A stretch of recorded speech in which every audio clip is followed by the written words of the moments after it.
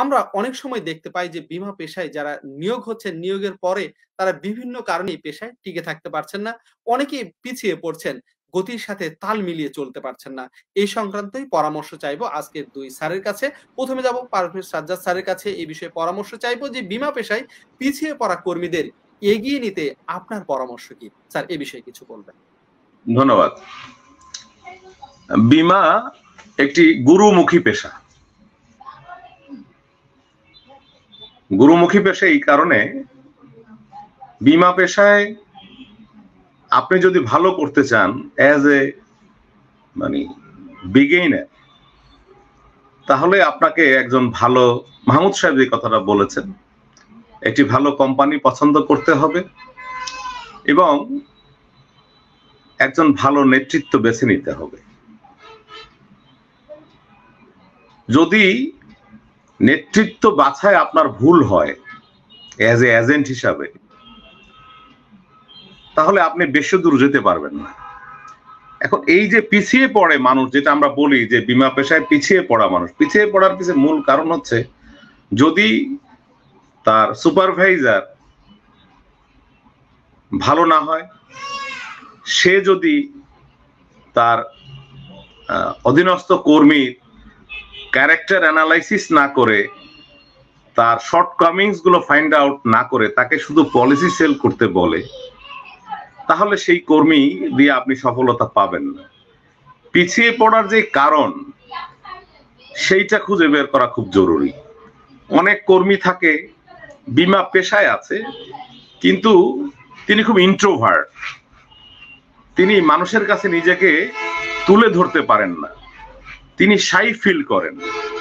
এবং আরেকটা ব্যাপার আছে, তিনি বীমা পেশায় আছেন, আমি দেখেছি অনেককেই, কিন্তু তিনি খুব প্রাউডলি নাই। He does not announce proudly to others যে আমি এই বীমা পেশার একজন বীমা কর্মী, বীমার একজন এজেন্ট। এই কথাটা বুক ফুলিয়ে বলার মতো যেই প্রাউডটা থাকা দরকার, ওই কর্মীর মধ্যে এইটা নাই। এইটা নাই কেন? এইটা না থাকার একমাত্র কারণ হচ্ছে যে ল্যাক অফ প্রফেশনাল নলেজ।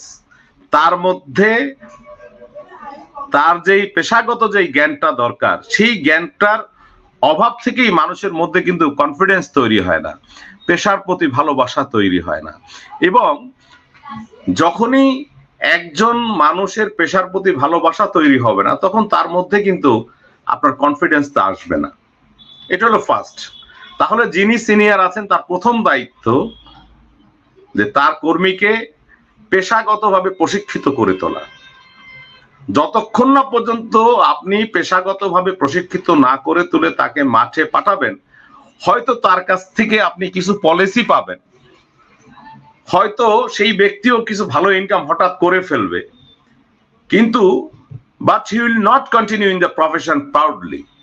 এবং একটা সময় দেখবেন সে কিছুদিন যাওয়ার পরে সে কিন্তু এই পেশার সাথে নিজেকে খাপ খাওয়াতে পারবে না, কারণ তার মধ্যে যে এডুকেট নলেজটা দরকার, প্রফেশনাল যে নলেজটা দরকার, সেই নলেজটা না থাকার কারণে সে এই পেশার প্রতি তার মমত্ববোধ তৈরি হবে না, এবং পেশার প্রতি তার কনফিডেন্স তৈরি হবে না, এবং না তৈরি হওয়ার কারণে সে এই পেশাটাকে ডমিনেট করতে পারবে না। বীমা পেশাকে ডমিনেট করতে হবে একজন বীমা কর্মীকে, বীমা পেশা কর্মীকে ডমিনেট করবে না, কর্মী বীমা পেশাকে ডমিনেট করবে। এটা খুব গুরুত্বপূর্ণ। এবং যদি আপনি সেই ডমিনেটিং পজিশনে না বুঝতে পারেন, এবং আমরা যারা সিনিয়র আছি, আমরা যদি আমাদের ডাউন লাইনকে বা আমাদের জুনিয়রদেরকে যদি আমরা সেই একাডেমিক্যালি ডেভেলপ করতে না পারি, তাহলে তারা কিন্তু পিছিয়ে থাকবে। যে কোনো মূল্যেই হোক, যে কোনো ভাবেই হোক, যে বীমা পেশায় প্রশিক্ষণের কোনো বিকল্প নেই। প্রফেশনাল নলেজ, একটি কথা আছে যে একজন সেলসম্যান অনেকগুলো প্রশিক্ষণ, একজন salesman, a good salesman knows the product. আপনি শুধু প্রোডাক্ট জানলেন, তাতে আপনি একজন ভালো সেলসম্যান হবেন না। But A best salesman knows the company as well. এখন কোম্পানি প্রোডাক্ট কিন্তু কোম্পানির একটা, আমি বলবো একটা উপাদান মাত্র।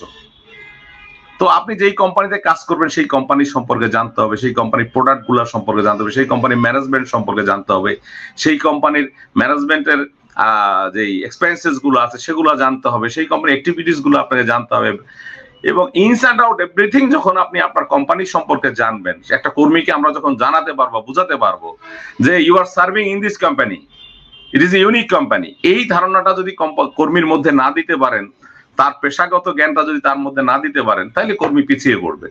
সো দ্যাট আপনাকে আগেই অ্যাসার্টেন করতে হবে যে আমার এই কর্মী পিছিয়ে পড়ার পিছিয়ে কারণটা কি। এই জন্য একজন সিনিয়রকে সবসময় যে অ্যানালাইসিস করতে হয় তার জুনিয়রদের ক্যারেক্টারিস্টিক্স, যে তার চারিত্রিক বৈশিষ্ট্যটা কেমন, চারিত্রিক বৈশিষ্ট্যের সাথে পেশাটা কমপ্লাই করতেছে কিনা। সে তাকে সাথে নিয়ে যেতে হবে যে মাঠে, যে তুমি চলো আজকে তোমার একটা প্রোগ্রাম করে তাকে ছেড়ে দিতে হবে, তুমি আলাপ করো, আমি আছি।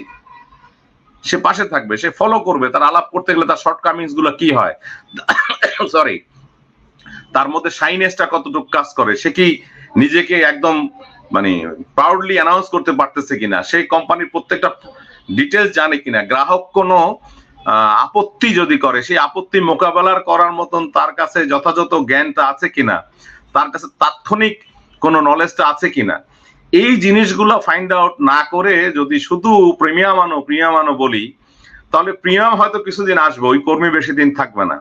অতএব আবারও বলি, পিছিয়ে পড়া কর্মী নয়, সকল কর্মীর জন্যই প্রশিক্ষণের কোনো বিকল্প নাই। আমি সকল বীমা কোম্পানিকে উদ্যত্ত আহ্বান জানাবো। আমাদের মাহমুদ তো কাজ করছেই দীর্ঘদিন থেকে, এবং আমি অনুপ্রাণিত, আমি মাহমুদের কাছ থেকে অনেক অনুপ্রাণিত। সে মূলধারায় কাজ করে, বীমাদেরকে মানুষকে প্রশিক্ষণ দিচ্ছে। আমি একজন তার ফ্যান, আমি তার চ্যানেল খুব দেখি, তার বক্তব্যগুলো শেখার চেষ্টা করি, এবং এই কাজটা বাংলাদেশে বীমা শিল্পের জন্য কতখানি ইতিবাচক মাহমুদ জীবিত থাকলে বুঝবে না। এটা বুঝবে না এই জন্য আমাদের দেশে আমরা জীবিত থাকতে কাউকে সম্মানটা আমরা করি না, মারা গেলে একটা মরণোত্তর দেই আর কি। তো আমরা চাই যে মাহমুদের মতন যারা আছেন তারা আমাদের ইন্ডাস্ট্রির জন্য যে কত বড় একটা অবদান রেখে যাচ্ছেন, এটা ইন্ডাস্ট্রির লোক বুঝবে, এবং এই প্রশিক্ষণ যেটা দিয়ে যাচ্ছেন বিআইডিএস এর মাধ্যমে, এই প্রশিক্ষণটা জারি থাকুক, দেশের সকল বীমা কর্মী প্রশিক্ষিত হোক, প্রশিক্ষণের কোনো বিকল্প নাই। মনে রাখবেন, প্রশিক্ষণবিহীন বীমা কর্মী বীমা শিল্পের জন্য ক্ষতিকর, এবং এই ক্ষতির দায় দায়িত্ব নিতে হবে সেই কোম্পানিকে যারা প্রথাগত পেশাগত প্রশিক্ষণের কোনো ব্যবস্থা রাখেন নাই। শুধু বীমা ব্যবসা করে কোম্পানি সমূহ টিকে থাকতে পারবে না প্রশিক্ষিত কর্মী বাহিনী তৈরি না করতে পারলে। এটা আমরা বাংলাদেশে দেখেছি, পৃথিবীর বিভিন্ন দেশে দেখেছি। তাই আমি আহ্বান জানাবো যে পিছিয়ে পড়া কর্মীদের নয়, সকল কর্মীদেরই প্রশিক্ষণের কোনো বিকল্প নেই। ধন্যবাদ।